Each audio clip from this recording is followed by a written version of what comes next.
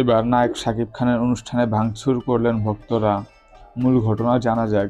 শাকিব খান বেশ কিছুদিন আগে ভারতে গিয়েছেন, ভারতের আসাম রাজ্যে। সেখানে তার অনেক ভক্ত, অনেক ফ্যান ফলোয়ার আছে। বাংলা ভাষাভাষী যারা ভাষা বুঝেন তারা মোটামুটি শাকিব খানের ফ্যান।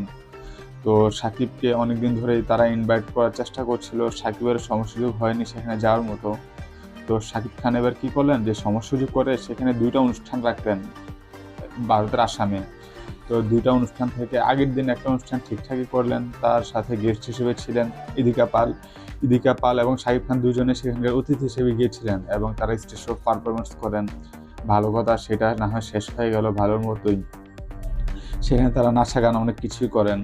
বিপত্তিটা বাঁধলো তার পরের দিন শাকিব খানের আরও একটি শো ছিল।